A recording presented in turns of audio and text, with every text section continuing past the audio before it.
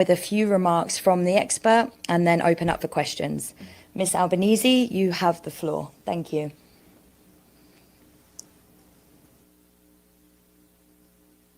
Thank you very much. Good morning or good afternoon to everyone who's in New York, and good evening to those who are in Cape Town.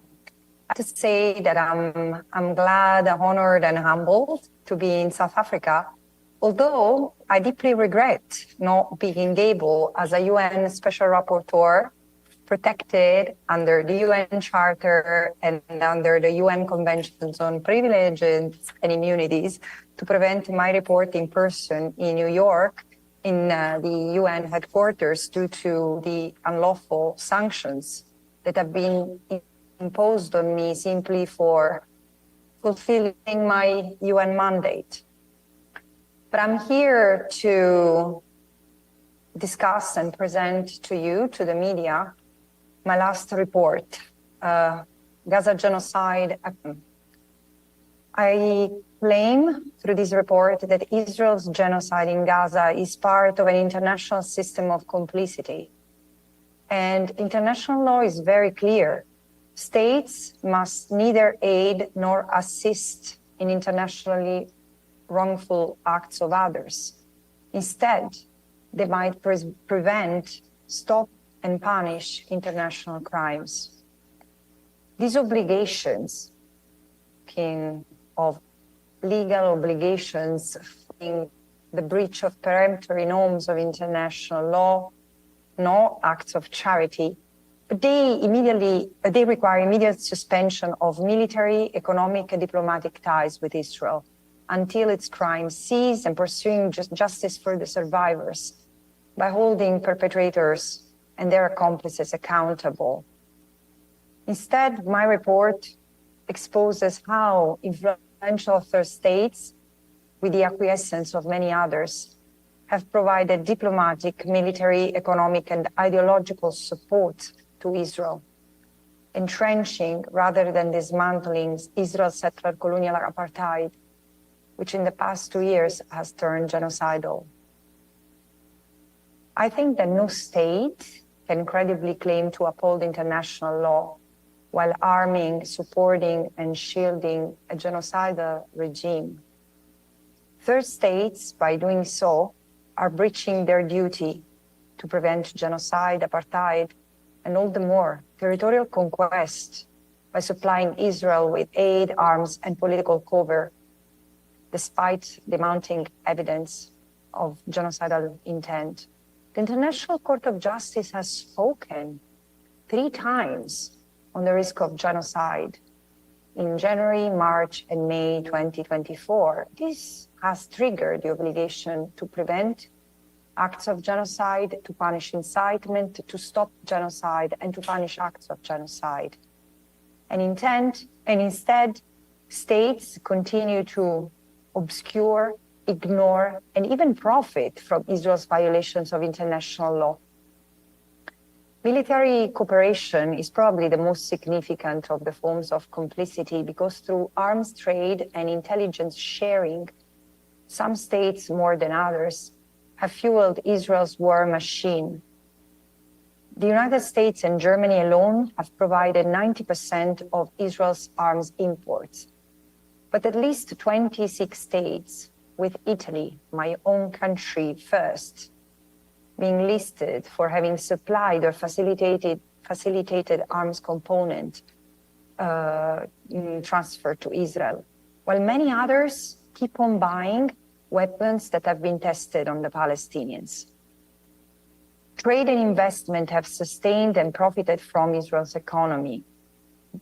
The United States in particular, exports of electronics, pharmaceuticals, energy minerals, and dual-use item total $474 billion US.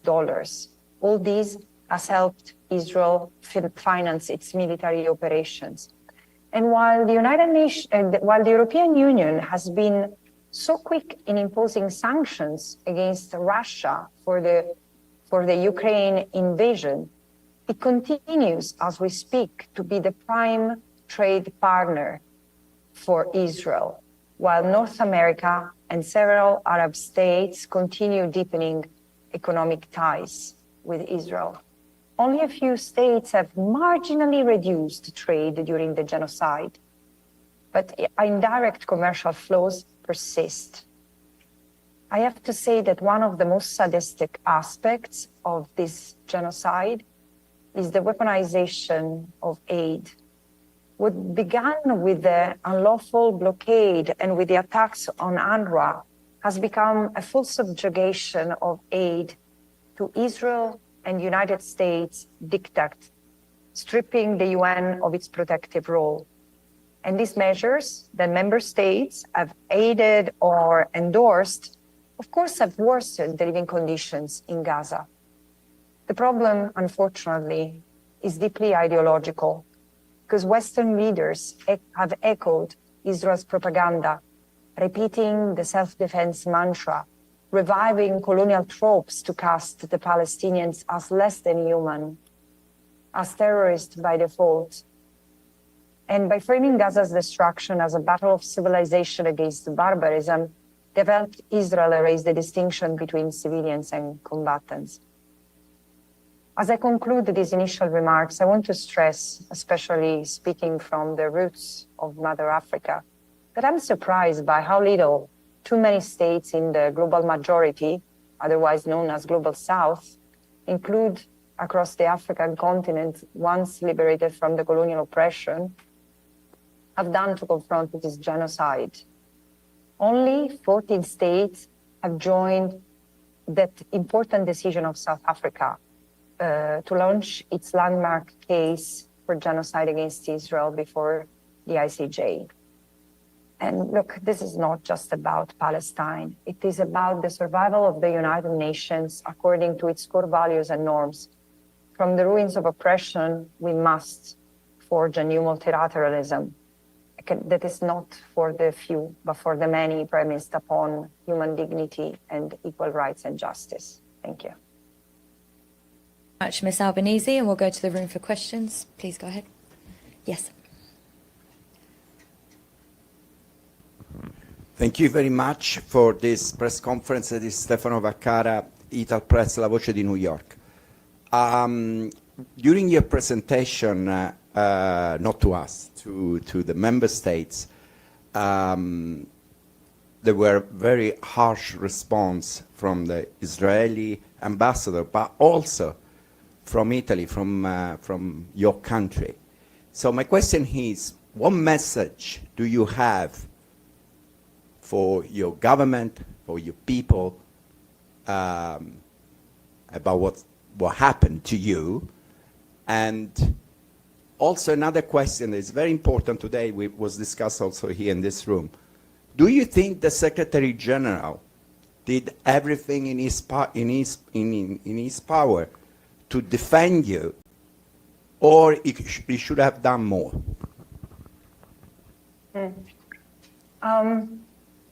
I've heard from the General Assembly a lot of support and endorsement for my findings, including by member states who were named in the report. This includes Arab states, and this includes a state like South Africa or Colombia. So, and there are member states who were named and exposed in the report that didn't take the floor, so I take it as a positive note. While there was a crowd of member states who never show up during my interactive dialogues, and one is Italy, Hungary, Romania, who came to endorse Israel's words. And, you know, I take criticism quite positively. So as I said to Hungary and Italy, it's fine. You accuse me of making political statements, make an example so I can change this. Because what I'm telling you is to answer the findings of my report, the fact that you are supporting diplomatically, politically, militarily, and economic a state which stands today before two international courts for war crimes and crimes against humanity, and this risks to make you and your government officials complicit for genocide, and there will be national courts and possibly the ICC judging you. So it seems to me that all this fanfare is rather to distract the attention from the findings. And, you know, after 3 years of being exposed to this, I almost don't feel anymore the personal attacks because they are far away. What I hear more loudly is the cry for end of the brutality and the genocide from Gaza, end of an ethnic cleansing from the West Bank, and the cry of the people who are tired and disgusted by the ongoing genocide, including in my own country. The government is to respond to the hundreds of thousands of people who are taking the streets, to the workers who are striking, to the people who, and especially the young generation for whom this genocide is memory in the making. They have to respond about why they continue to provide and to supply Israel with weapons, not to me, to them. I mean, here I stand as a UN Special Rapporteur, so it doesn't matter if it's my government or another who criticizes me. They have to respond to the allegations that are made in the report. Full stop. What about the Secretary General? Do you think he, you know? I have no comment. No comment. Please go ahead. Hi, Evelyn Leopold. It's good to see you.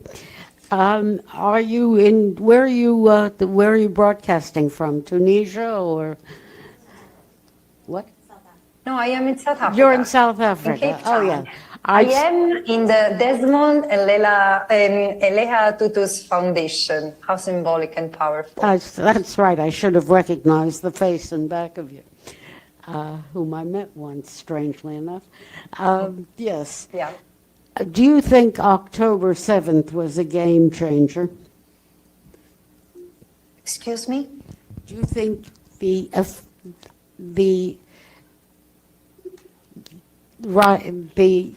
that what happened on October 7th, was that a game changer? Oh, I think that what happened on October 7th is to be told to the Israelis and the world for what it was. I think that none of us has had the time to absorb exactly what happened, because there were military bases attacked, and whatever was an attack not conducted against Israeli soldiers and military bases and targeted Israeli civilians was criminal. Crimes were committed against Israeli civilians, but by Palestinian armed groups, but as mounting evidence demonstrates, also by the Israeli army. So there is the Commission of Inquiry, which has investigated on this to the best of its capacity and provided a report already 1.5 years ago.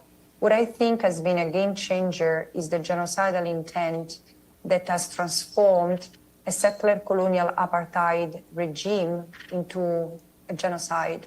And this started on October 9, where the intent to cut ties, to cut food, water, medicine, and fuel to the Palestinians as human animals, as a nation responsible, as the Amalek, the natural enemy of the Israelis, was enforced. And so for me, the 9th of October 2023 was a game changer. Thank you. Thank you. Thank you, Farnoosh Shamiri with the Associated Press. Thank you for doing this. I have two questions. Can you talk about, were there travel restrictions on you when you tried to get your paperwork to come to New York? I think it's been a little confusing to know if the sanctions included travel restrictions on you being able to come to the U.S. And then my second question is, do you worry, I know that this is your last report and several other commissioners who serve with you are also leaving their work. Do you worry that what has happened to you and what has happened to other folks that you have been working with on this issue for the past several years Given the personal attacks, I'm sure there have been threats to your physical safety that people in the future will not want to, cover or stand up to become UN experts on a topic like this. Yeah, just a clarification, because I sense that there is a confusion. Today, the Commission of Inquiry, Navi Pillai's commission, presented its last report. My mandate continues for another 2.5 years. So unless anything major happens, I should be around until 2028. So, but to answer your question, I've been the first UN expert, but again, UN persona to receive sanctions by any state, in all the more in my case, but one of the most powerful states in the international community, which, as I said today to member states, is an affront to the United Nations itself, its principles, its soul, its very soul. And I'm surprised that since July, no concrete steps other than declarations and condemnations, which frankly I appreciate very much, but do not resolve the problem. So the sanctions have not been lifted, and they are utterly impairing financially, practically.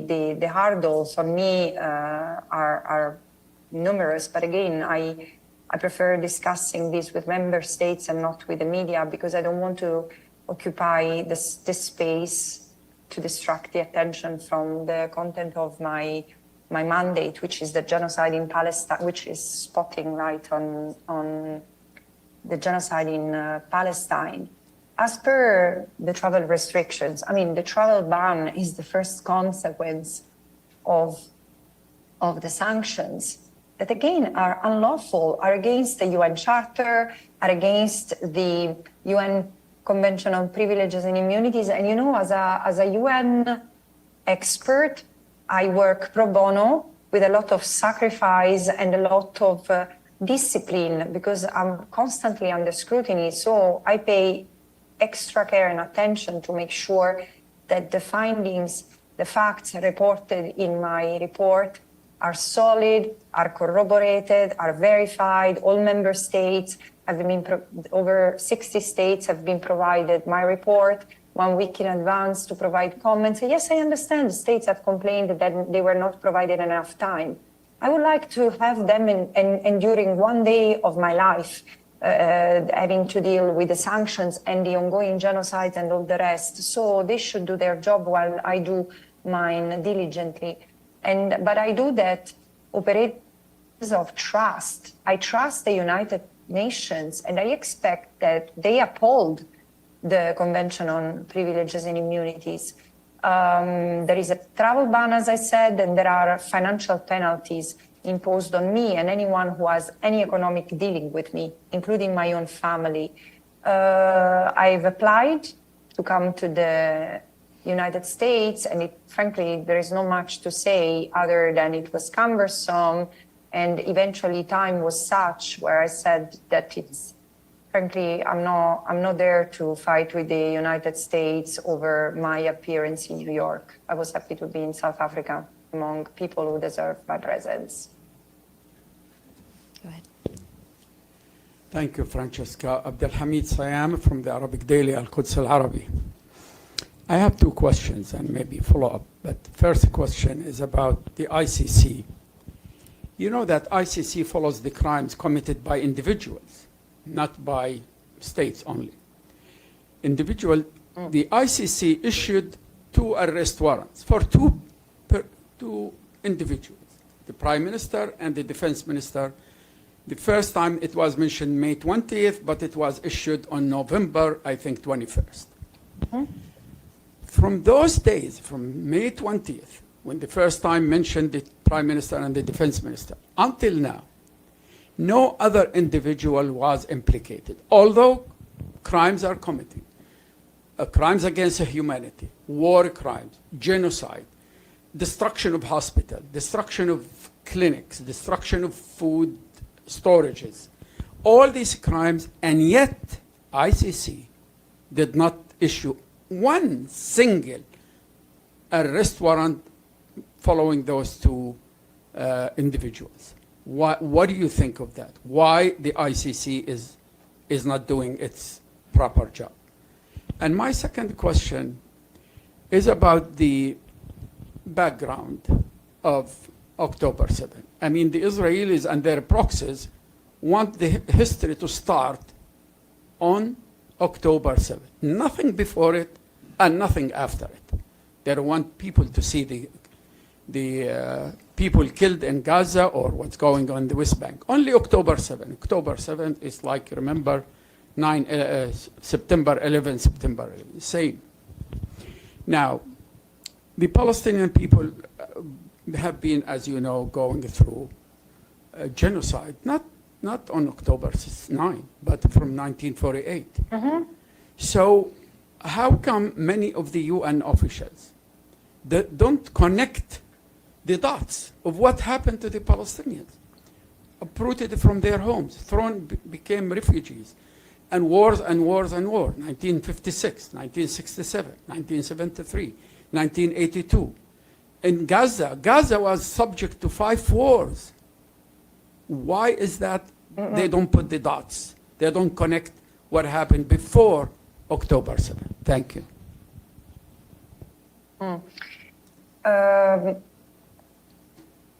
Look, it's true, the ICC has issued only 2 arrest warrants, and the question I would ask is why it had to wait until fall 2024 to do that, since settler colonialism was ongoing, and so the aggression against the Palestinian people were crimes, forced displacement, the large use of torture against Palestinian unlawfully detained. I would move the attention to something else, which is not merely circumstantial and that has happened over the past months. The ICC has been under unprecedented pressure. The other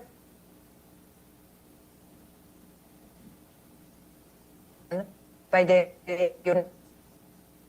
United States, which I remind you, entirety, state have violated their obligation to cooperate with the court and to arrest the persons under arrest warrant by allowing, for example, ICC wanted Prime Minister of Israel, Benjamin Netanyahu, to use their airspace. Again, Hungary has stepped out of the Rome Statute and has said that they want to arrest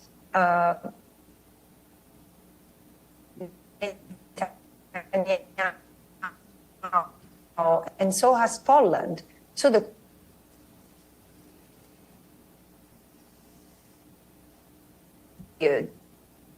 and it took National Criminal Court that it's being dismantled brick by of a combination of reasons that I believe bring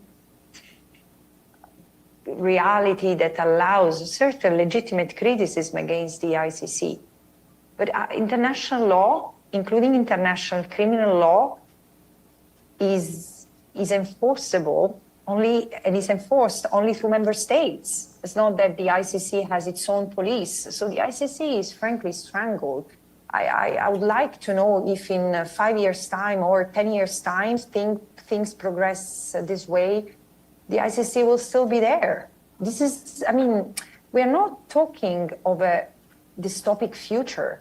We are in a dystopic moment where member states, influential member states, clearly do not play by the rules and say openly that they don't need the international system anymore. They can conduct themselves according to the principle might make right. And there is only one force that can stop this abhorrent dystopic presence, and it's us. As ordinary citizens in the United States, in Europe, in this continent, which has become more and more silent vis-à-vis the crimes committed against the Palestinians. And for me, Palestine is a test. So again, I think that the problem is not with the individuals or in the ICC or the institution per se. It's systematic and widespread. On the second question, I agree with you that history didn't start, violence in Palestine or Israel-Palestine didn't start on October 7. Of course not. I mean, I've written 7 reports on that, so I don't need to be convinced. You ask me why UN officials do not take a stronger position. Well, you are in New York. Why don't you ask them? I cannot reply on their behalf.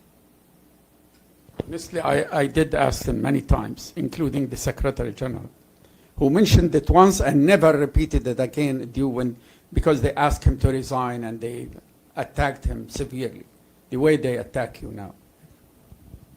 And since then, he never repeated that October 7 did not come from a vacuum. We've got about 15 minutes left of the Special Rapporteur's time, so if we can keep it to one question and then we've got to go online. Go ahead, thank you. Thank you so much. Good to see you, Ms. Albanese. Thank you so much for this briefing. Afram Kusaifi from Arab News Daily. You mentioned that this is all about the survival also of the UN according to its norms and values. Can you elaborate, please, on that? What are your concerns regarding the future of this organization? And given the fact that most countries you mentioned in your report, especially Western countries, are actually countries that pride themselves on upholding international law and human rights law and all the conventions, where does that leave international law these days from a lawyer's perspective as well? Thank you. No, I think that what you say, and what you say that member states take pride in championing international law. No, they don't do that anymore. They don't need. And the hypocrisy of many is so exposed that I understand why they don't pretend to champion international law anymore. In certain contexts, they do. They do invoke international law against Russia to end the war in Ukraine, and I think this is right, but it's the double standards are so stark that are pathetic. But also I think of the other people who are dying while most of the international community looks away. Think of Sudan, think of Congo.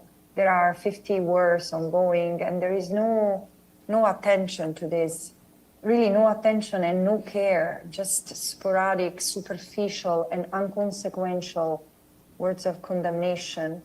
So I think that this moment is, as I've often said, apocalyptic in the sense that it's showing the apocalyptic destruction in Gaza, but also it's revealing who we are as individuals, as communities, as states, as organizations.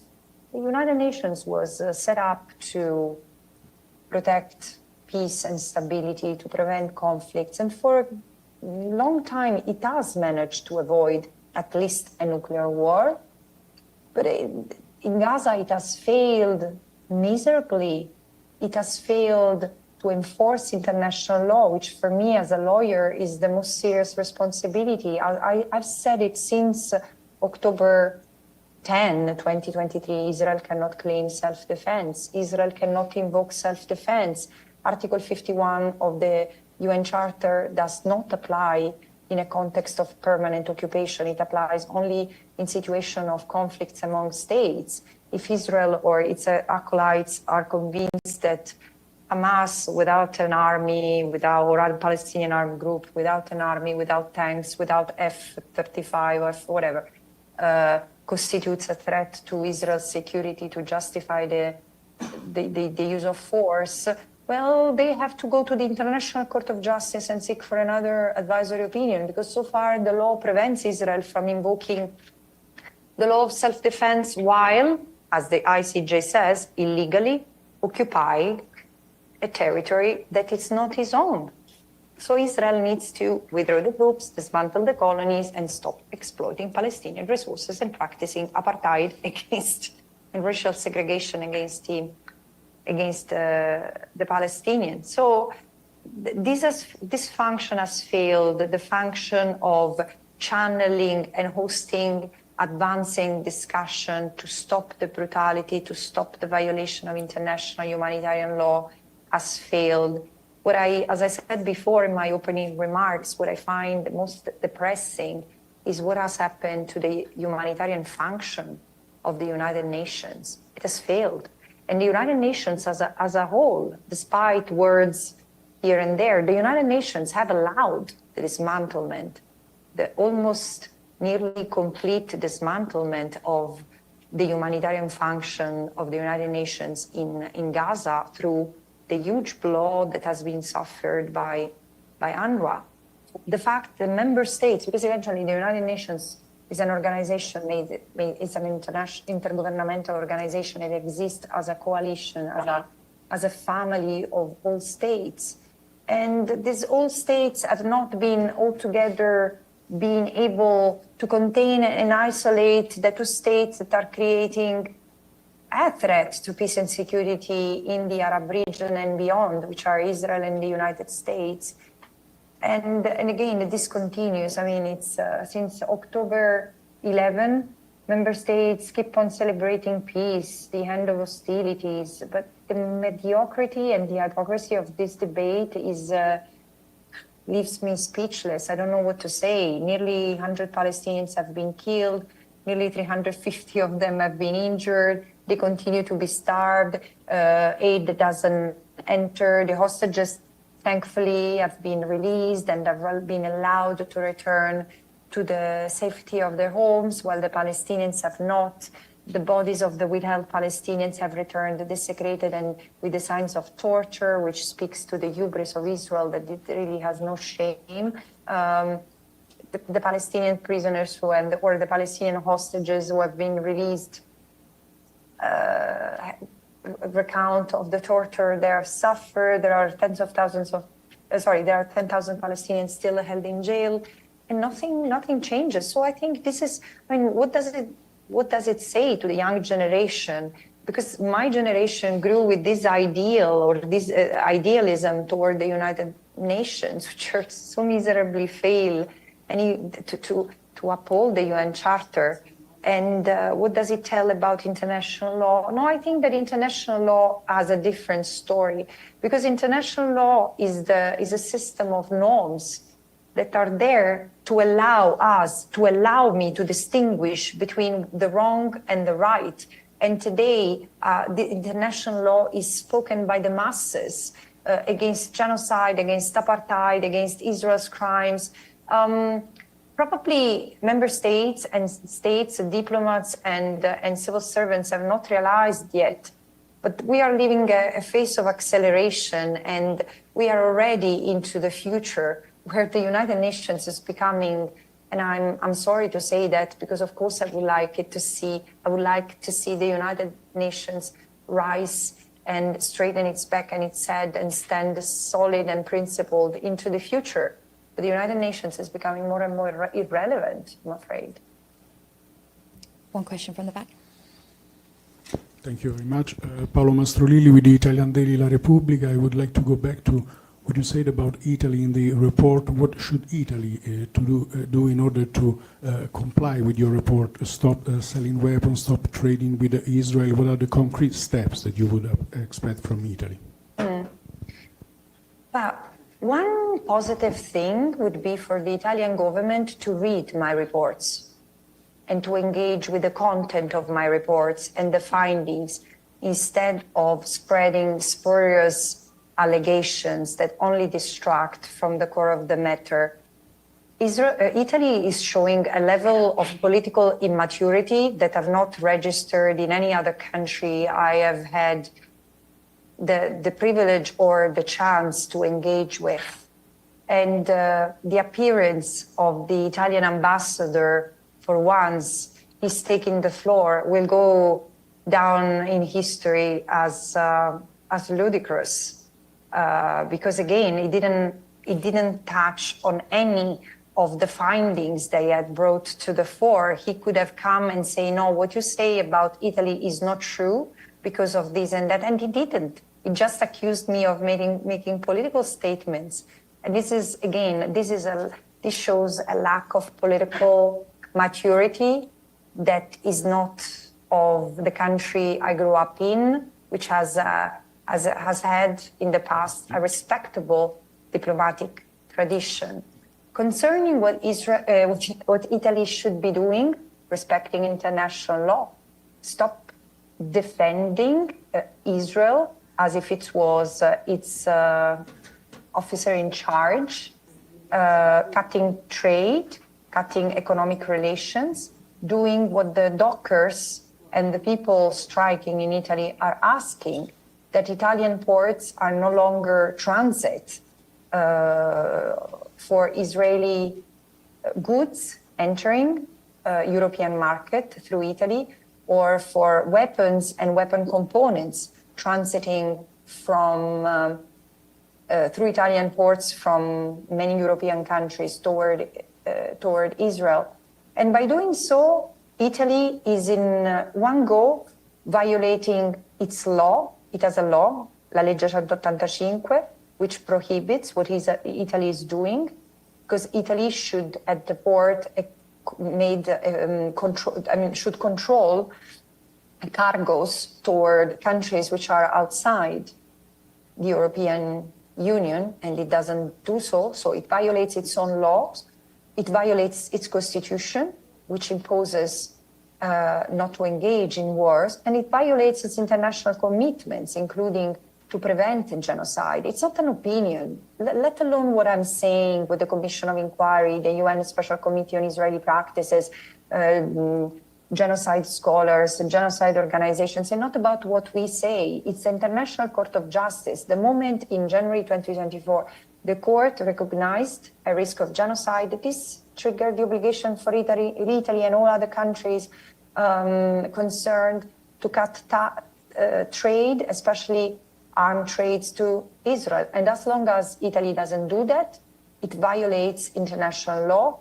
And because it might find itself complicit in the crimes that Israel is committing. And for that, the Israeli government has been sued by an organization consisting of Italian lawyers who have filed a case at the ICC. So it's very serious. Last question in the room, then online. Thanks. Thank you for your press conference. My name is Yu from Kyodo News, Japanese news agency. I have a follow-up question about the sanction to you by United States to make sure the details. So after the sanction, have you ever talked with United States about the sanction? And then one more. So did you get any advice or comment from Secretary General about the sanction? Thank you.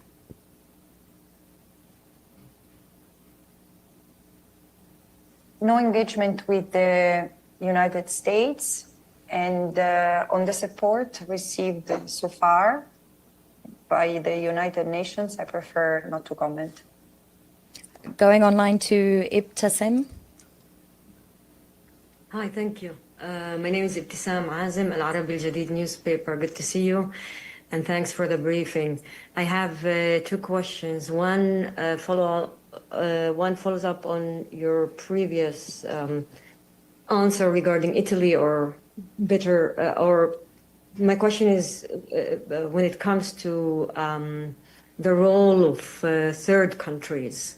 And you talked about it in length and also in your report, but I'm wondering, why do you think third countries ignoring international law, ignoring their own laws, and risking actually being held legally accountable? And the second question is about the media and manufacturing consent. And you touched on the role of the media, but if you could elaborate on that and put it also in a broader context, specifically when it comes how media, Western media, not to say that other media doesn't do also other problematic things, but just in this case, and the way you see powerful media in the West reacting and dealing with this genocide and maybe also other wars like invasion of Iraq, etc. Thank you. Look, the question on why so many states prefer to violate rather than comply with international law, I think on the one hand, they fear no consequences because international law applies on the assumption of reciprocity. I respect the law knowing that others in good faith will respect it. But of course, the consequences depend in case of wrongdoings, in case of violations, on the effectiveness of the system to react.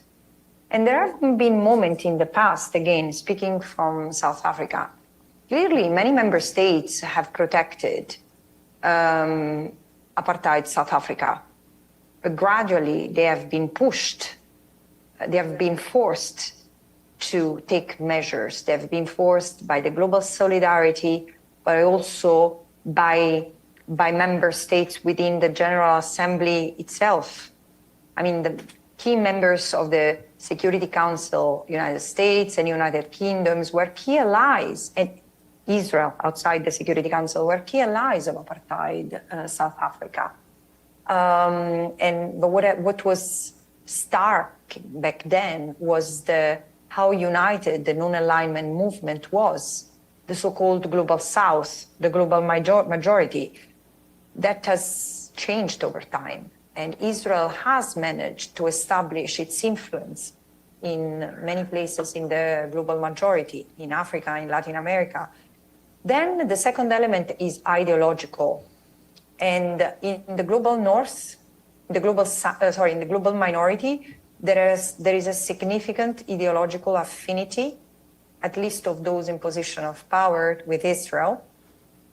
And maybe it's because there is also anti-Muslim feelings. The Palestinians are seen somewhat as less deserving protection than the Israelis. I mean, this is a fact, and it's unspeakable. But we have to face reality.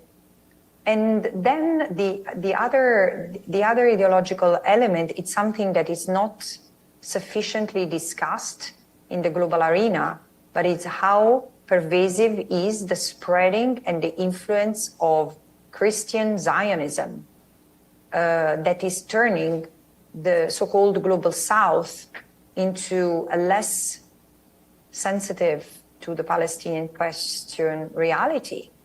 And this is, I understand, through my exchanges with states and non-state actors, non-governmental organizations, groups of faith in the global South from Asia, Latin America, and Africa.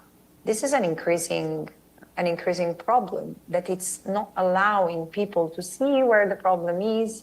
It's contributing to manipulate the information regarding Palestine, what happens to the Palestinians. And so ideology is there. Then there is different kinds of ideologies. Then there is profit. Many states are partnering with Israel and testing weapons and surveillance techniques at the expense of the Palestinians. And tragically, many member states, including those who do not have direct ties, diplomatic relations with Israel, one way or another, and indirectly, keep on buying these surveillance techniques, these weapons that are becoming more and more nefarious. Whom are you going to use them against? Drones and the last generation devices that combine unconventional weapons and technology. It's very serious. But last but not least, I also think that there is a fundamental problem of lack of full sovereignty and independence of many countries. We tend to think in terms of states as decision makers, but many states do not have and do not exercise effective decision-making power because the main power stands and sits with multinationals operating in their countries. So we are still coping with a legacy of settler colonialism, of last century settler colonialism, which has changed shape. There are no states, colonial states with boots on the ground. There are still businesses and others who profiteer from this situation. And Ibtisam, on the media, I don't know, because I don't want to pontificate, I don't want to elaborate further. I've done some investigations that have not culminated in a proper report. But of course, I agree that there has been across mainstream media, although the situation has changed since the starvation and since the end of the breach of the ceasefire in March 2025, things have changed a little bit. But the language used, the lack of context when speaking of Palestine, the no balance coverage between what happens to the Israelis versus the Palestinians is quite starking. And yeah, so I keep on saying, as soon as I have the time, I would be happy to engage with exploring the role of the media, which deserves scrutiny and investigation. But I also have to keep pace with the Israeli violations of international law, which continue massively despite member states keep on celebrating peace and talking of ceasefire. There is no ceasefire in Gaza. People keep on dying, on being starved and being forcibly displaced, as simple as that. Final question on the line from Mike Wagenheim. Thank you, Mike. Thank you very much. Thank you, Ms. Albanese, for doing this briefing. Couple questions for you. Number one, you spoke of Christian Zionism a moment ago. There are two Christian groups in America who are suing you for defamation. I wanted to know if you have any comment on that lawsuit and why you're utilizing the South African government to run cover for you and try to duck that lawsuit. The second question, you had an interview in Vanity Fair earlier this year, the one where you admitted you didn't take the bar exam, and you asked the UN in that interview, you said you asked the UN to provide proof that you were not funded by Hamas in travel a couple of years ago, weren't funded by Hamas supporting organizations. The UN hasn't produced that still. Are you willing to produce that? Because I would imagine you would have those records. Max, I challenge you and anyone, please. I mean, how can the UN prove something that has not happened? This is probably the 10th time that I repeat that. The trip to Australia was funded by the United Nations, and you can claim that the United Nations should not have paid for my trip to Australia or shouldn't pay for my trip to South Africa. And I can tell you, I would love to use the UN funds to go to the occupied Palestinian territory, and unfortunately Israel doesn't allow me. So I challenge you, you provide evidence that Hamas has paid for me anything, even a meal, and I will stop being a special rapporteur tomorrow. Why can't you show evidence that Then let's go to the second question. Yes, I hear there are Christian Zionists who, instead of stopping funding the Israeli crimes and covering for Israeli crimes, are trying to sue me. But I'm covered by privileges and immunities, and I think that this is what the South African government has done. I have no more information. Your government would be happy to answer any questions you have in this respect. Can I have a follow-up, please? We've actually got to go to the room now. We've got a couple of questions in the room in South Africa, if you want to go ahead.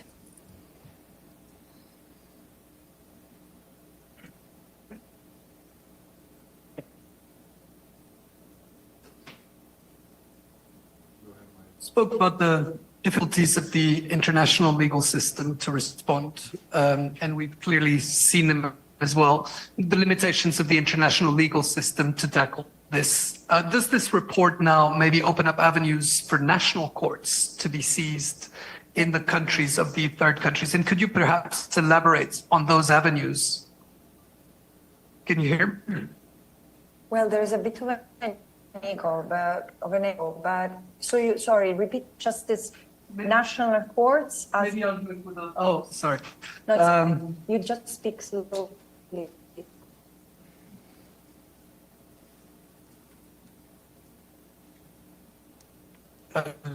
Legal system or the willingness of member states to abide by international law. Does your report now maybe provide more incentive or more avenues, legal avenues, for citizens to take up national courts against their own states for failing to meet their responsibilities? And if so, could you perhaps detail what those avenues could look like? Associations could take up, I don't know, the UK or Belgium or whatever, but nationally, for failing to meet those legal obligations that they had? I'll answer this question.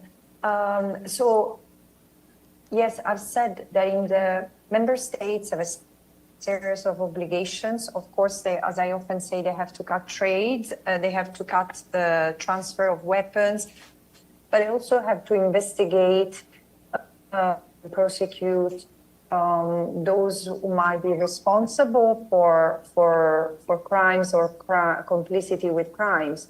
This includes, surely, it could include state authorities. It is happening. The member states have cases. Sorry, there are states where there are cases, legal cases initiated against government officials for complicity with Israel's crimes. But member states also have an obligation to regulate and control the businesses registered in their own countries. And very little has been done, actually nothing as far as I know. So in this respect, yes, there are a number of legal cases that have been initiated in a number of states against Airbnb, for example, against Booking.com, against, I know that there is another case against a tourism online platform, I don't know if it's public or not, against oil companies or arms manufacturers. But of course, there is also the very important series of cases that should start at the national level. Domestic court, I hope, because again, I've already mentioned what are the issues with the ICC right now, but there are national courts that are competent surely for their own nationals that have been fighting in the Israeli army. So any national, for example, South Africans or UK citizens or Italian citizens who have been fighting in the Israeli army should be considered suspects and therefore investigated, and if the collected evidence so warrants, prosecuted for alleged crimes they might be involved in. But also there is the case when Israelis who have no nationality connection with a state that can prosecute for international crimes, the mere presence could trigger an investigation, and for this there is the Indra Job and other lawyers organizations who are trying. Look, it's going to be a long process, but eventually it will succeed. I hope that this is the test. We have not been able to prevent and punish genocide yet. We have not been able to prevent and stop genocide yet. But I do hope that the accountability will start filling that gap. Hi, Francesca. I'm Marvin Charles from News 24. I just have two questions. Since you've submitted your report, what has changed? And on a personal level, what would your ideal solution be for Gaza? I don't know what has changed because my report was submitted only a few weeks ago and published only last week. So I wish there was already an effect. What I saw is that there are many member states who are clearly upset, and I'm happy they are upset. I'm not here to make them feel comfortable. Of course, I also see that the attack ad persona, ad hominem continue, and this is disgraceful because, again, I would like to see simply member states engaging with the facts instead of what they think of my persona or the way I execute my mandate. You know, I expect the states engage with the merits of the claims that I make against them. Israel and all states must be serious, must consider seriously the allegations that are made by me, the Commission of Inquiry, and other special rapporteurs, and the crimes that we allege they are implicated in. And this is not just because of what I say in my reports, but this is also for the seriousness of the matter that is being considered today by the International Court of Justice for Genocide and by the ICC. There are cases of war crimes against humanity already that have already translated into arrest warrants. And there are many more cases that, as I was mentioning, are brought before national courts. So this is really a moment of change. It's either justice or its opposite. It's a very, very serious moment. And I'm afraid member states are not grasping with the seriousness of the moment for their own interests. You know, I keep on quoting and referring to this that I share for the benefit of those who follow us online or from New York. But I was really struck by some handwritten lines by Nelson Mandela reflecting on his presidential years and saying women and men have always come and gone through the centuries. Some do not leave a trace, others are remembered for their evils, and others for their attempt to bring justice through their own actions in this life. It's about, also for diplomats and civil servants to decide what kind of role they want to play in this very sad and tragic page of our history, because we are living on a borrowed future, so they don't seem to realize that. So Okay, we're going to hand it over to New York now, please. Thank you. Just to say from New York and online, we thank you very much, Ms. Albanese, for your time and for the briefing and for sharing your report with us. And that will close the briefing on our side. Thank you. Thank you so much. And thanks to all the journalists in the room and online. Bye. Thank Till you. next year in New York, inshallah.